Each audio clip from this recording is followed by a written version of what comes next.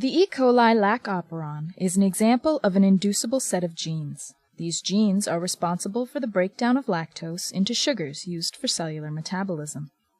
This inducible system also involves bacterial DNA, a repressor,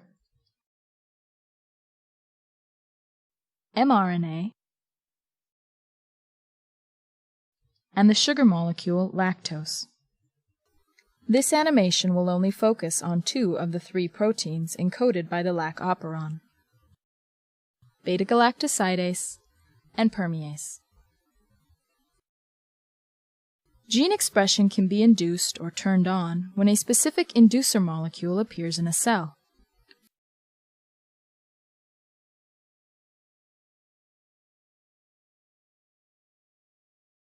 For inducible systems, a repressor molecule prevents gene expression by binding to the upstream controlling region. Lactose is the Lac Operon inducer molecule.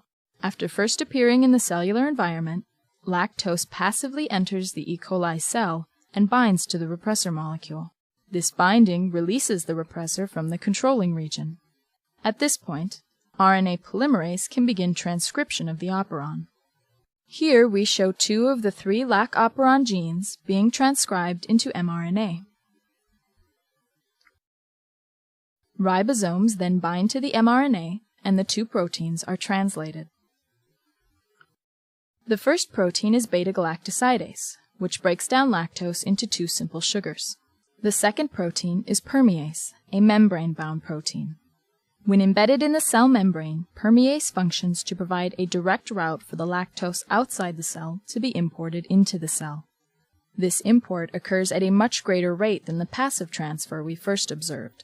Because translation continues inside the cell, other permease proteins become embedded in the membrane. This further increases the rate at which lactose enters the cell. Beta-galactosidase breaks the cellular lactose into the simple sugars glucose and galactose. Once its concentration is greatly reduced, the lactose bound to the repressor are released. At this point, the repressor again binds to the controlling region and gene expression is halted. For all inducible systems like the Lac Operon, it is the interaction of the repressor and inducer molecules that mediate gene expression.